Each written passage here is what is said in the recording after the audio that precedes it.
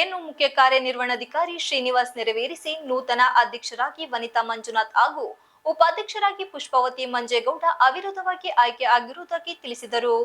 ಮಡಬಲು ಗ್ರಾಮ ಪಂಚಾಯಿತಿ ನೂತನ ಅಧ್ಯಕ್ಷೆ ವನಿತಾ ಮಂಜುನಾಥ್ ಮಾತನಾಡಿ, ಮಡಬಲು ಗ್ರಾಮ ಪಂಚಾಯಿತಿಯ ಎಲ್ಲ ಸದಸ್ಯರು ನನ್ನನ್ನು ಎಲ್ಲರ ಅಧ್ಯಕ್ಷ ಸ್ಥಾನಕ್ಕೆ ಅವಿರೋಧವಾಗಿ ಆಯ್ಕೆ ಮಾಡಲು ಸಹಕರಿಸಿದ್ದಾರೆ. ಈ ಸಂದರ್ಭದಲ್ಲಿ ನನ್ನನ್ನು ಗ್ರಾಮ ಪಂಚಾಯಿತಿಯ ಸದಸ್ಯರನ್ನಾಗಿ ಆಯ್ಕೆ ಮಾಡಿದ ಎಲ್ಲ ಮತದಾರರಿಗೆ ಅಭಿನಂದನೆ ಸಲ್ಲಿಸುತ್ತಾ, ಇಂದು ನನ್ನನ್ನು ಅಧ್ಯಕ್ಷೆಯಾಗಿ ಆಯ್ಕೆ ಮಾಡಲು ಪ್ರತ್ಯಕ್ಷವಾಗಿ ಹಾಗೂ ಪರೋಕ್ಷವಾಗಿ ಸಹಕರಿಸಿದ ಎಲ್ಲ ಮುಖಂಡರಿಗೂ ಹಾಗೂ ಹಿರಿಯರಿಗೂ ಹೃದಯಪೂರ್ವಕ ಧನ್ಯವಾದಗಳನ್ನು ಅರ್ಪಿಸುತ್ತೇನೆ ಎಂದರು. ನೂತನ ಉಪಾಧ್ಯಕ್ಷೆ ಪುಷ್ಪಾವತಿ ಮಾತನಾಡಿ, ಗ್ರಾಮ ಪಂಚಾಯಿತಿ ಮಟ್ಟದಲ್ಲಿ ಸಾಕಷ್ಟು ಅಭಿವೃದ್ಧಿ ಕಾರ್ಯಗಳು ಆಗಬೇಕಿದ್ದು, ಎಲ್ಲ ಸದಸ್ಯರ ಸಹಕಾರ ಪಡೆದು ಗ್ರಾಮ ಪಂಚಾಯಿತಿ ಅಭಿವೃದ್ಧಿಗೆ ಶ್ರಮಿಸುತ್ತೇನೆ.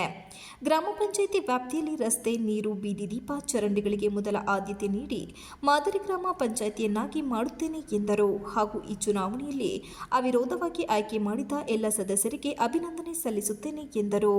ಈ ಪಂಚಾಯಿತಿಯ ಸದಸ್ಯರುಗಳೆಲ್ಲ ಸೇರಿ ನನ್ನನ್ನು ಉಪಾಧ್ಯಕ್ಷರನ್ನಾಗಿ ಆಯ್ಕೆ ಮಾಡ್ಕೊಂಡಿದ್ದಾರೆ.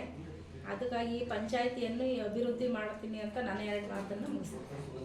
ದಿನ ಮಡಬಲು ಪಂಚಾಯಿತಿಯ ಅಧ್ಯಕ್ಷರಾಗಿ ಆಯ್ಕೆ ಮಾಡಿದ್ದಾರೆ.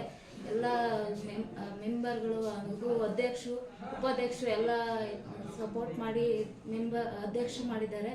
ಅವರಿಗೆಲ್ಲ ನಾನು ಧನ್ಯವಾದ ಹೇಳೋಕ್ಕೆ ಇಷ್ಟಪಡ್ತೀನಿ.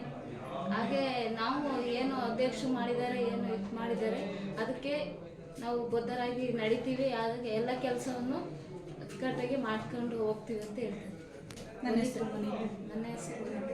ಈ ಸಂದರ್ಭದಲ್ಲಿ ಮಾಜಿ ಅಧ್ಯಕ್ಷರುಗಳಾದ ಎಚ್.ಎಸ್. ಗಿರೀಶ್, ಬಿ.ಎಸ್. ದೇವರಾಜ್, ಗಂಗಾಧರ, ರಾಜೇಶ್ವರಿ ಹಾಗೂ ಮಾಜಿ ಉಪಾಧ್ಯಕ್ಷರುಗಳಾದ ಲೀಲಾವತಿ, ಡೈಲಾಮಣಿ, ಪ್ರದೀಪ್ ಕೆ.ಎಸ್. ಮತ್ತು ಬಿಜೆಪಿ ತಾಲೂಕು ಅಧ್ಯಕ್ಷೆ ಉಮಾ, ರವಿಪ್ರಕಾಶ್, ತಾಲೂಕು ಗ್ಯಾರಂಟಿ ಯೋಜನೆ ಸಮಿತಿ ಅಧ್ಯಕ್ಷ ಪೃಥ್ವಿ ಜಯರಾಮ್, ಕದಳು ಲೋಕೇಶ್, ಕಾಂಗ್ರೆಸ್ ಮುಖಂಡ ಕೆರೆಹಳ್ಳಿ ಶಾಂತಪ್ಪ, ರಘು ಪಾಳ್ಯ ಇತರರು ಉಪಸ್ಥಿತರಿದ್ದರು.